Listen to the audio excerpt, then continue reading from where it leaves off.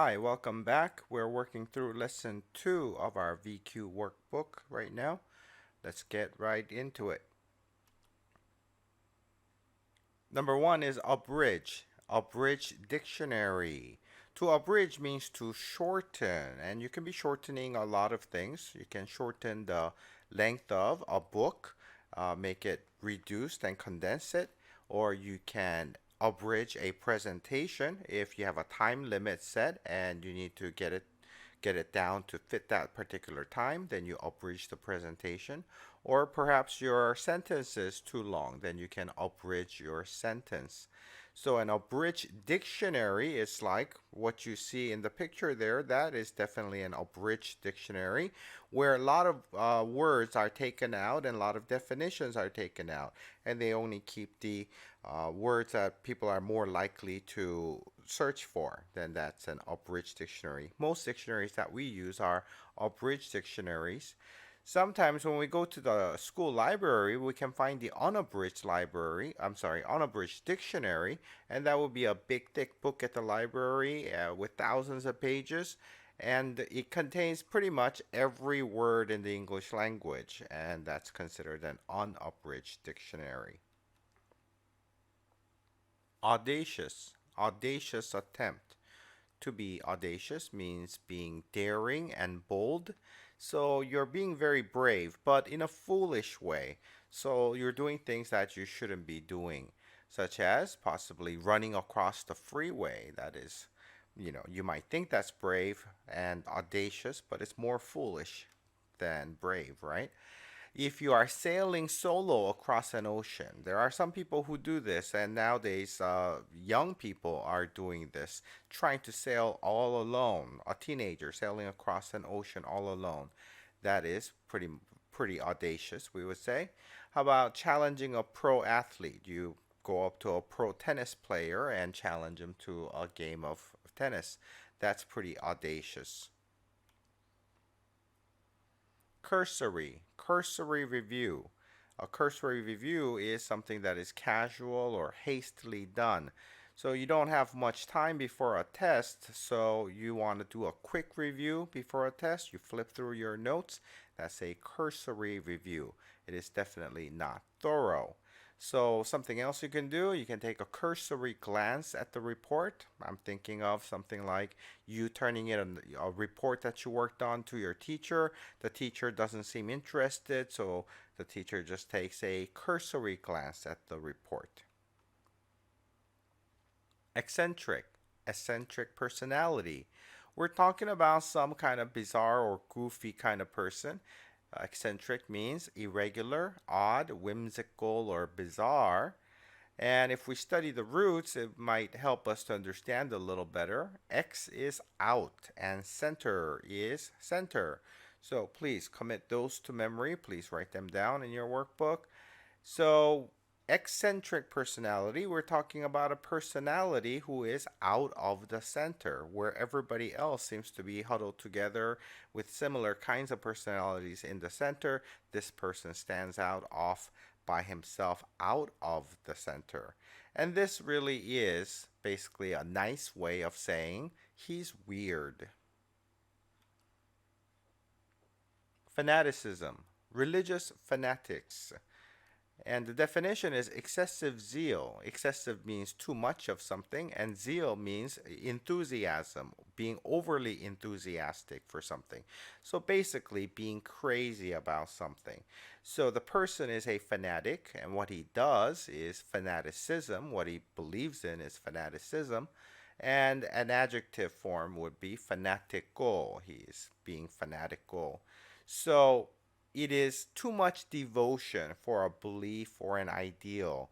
Belief as in your religion, and this is how we get suicide bombers. Suicide bombers do that because they think they're doing it for their religion and their God. They think that their God demands it of them, and they are fanatical in their devotion, so they will be willing to give their lives. We also hear about right-wing fanatics or left-wing fanatics. So this is in the political arena.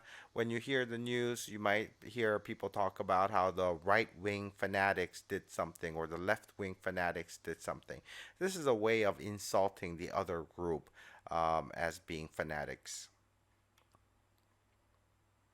Inclusive. From 1 to 10, inclusive. Of course, inclusive means tending to include all, include everybody. And the adjective forms are inclusive and exclusive, the opposite, from the words include and exclude. Very basic words, not too difficult. In means in, the prefix, please make note. Ex means out.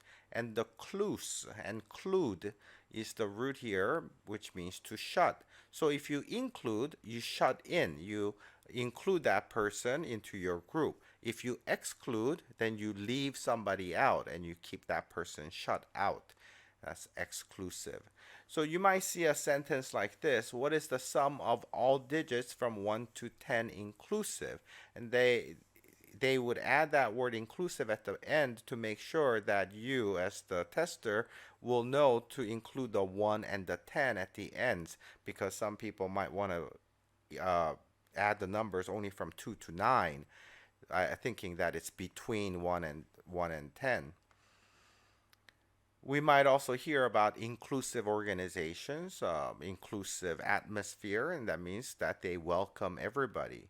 Or we might hear about exclusive clubs. There are certain country clubs that are open to men only or certain races only, and they're able to do that because, these are private organizations and they are able to discriminate, and if they do, then it's an exclusive club.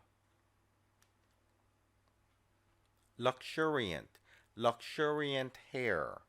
This is something you hear on TV shampoo commercials, and there's always a woman with nice long full set of hair, and then the narrator tells you about how great and luxuriant hair you can have. Luxuriant is abundant, rich, and splendid. So it comes from the word luxury, of course, and we get these two adjectives, luxuriant and luxurious. They seem to be the same, but they're actually a little different. Luxuriant is the word we have here. It's characterized by thick or abundant growth. So it is often talked about in terms of plant growth, trees and brushes and things like that. There's luxuriant growth there. The word we would more commonly use is luxurious, as in luxurious lifestyle, being rich, and things like that. That's luxurious. So we have luxuriant growth as an example and luxurious lifestyle. They are a little different, although they're both from the word luxury. Pessimism, pessimistic view of life. Pessimistic means being or seeing the bad side only. Like the glass here, if the glass is half full, do you say it's half full or half empty? The optimist is the opposite, right? Pessimistic, optimistic. These are opposite words. So the optimist, the person, will say that the glass is half full, and the pessimist will say the glass is half empty. A statement that you might use might be something like, hey, don't be such a pessimist. Renounce. Renounce her belief. To renounce means to abandon, to disown, or to repudiate. That means you say, okay, I don't belong to that anymore. I don't want to be associated with that anymore. I am rejecting it. I'm separate from it. So to renounce her belief is to reject her belief, like her religion. And so here we have some other words that have nouns in them. I want you to consider, like the word announce, pronounce, denounce. These words all have nouns in them. And the more words you study, you'll see a lot of these, a lot of these situations where you have words that, you can think of that are all similar. Then you should look them up in the dictionary and look for the etymology. So what I find in the etymology for these words is nuntiare from Latin, and that means to report, and that itself comes from Nuntius, which is messenger. So the idea of announcing something is about a messenger coming along and saying something to you. And that could be announcing some announcement, some idea, news, or pronouncing something. Now our pronunciation is about talking sounds, but there are other definitions of pronounce. Denounce is like criticizing something, and renounce in this case is to talk back, take back something, to say against something. And they're all kind of related that way. And knowing the relationships of these words helps you to understand each of them better. So a sample statement you might find would be something like, she renounced her religion and became an atheist. And of course, atheist is a person who believes in no God. Substantiate. Substantiate a claim with facts. And that is to establish by evidence, to verify, or to support, right? Of course, it comes from the word substance. Substance is any kind of material, something you can see, you can touch, is substance. So it means you are trying to show the substance of evidence in order to support your claim, whatever claim you make. For example, the lawyer in court has to show evidence that a certain person is guilty. He can't just claim that person is guilty. He has to substantiate that claim.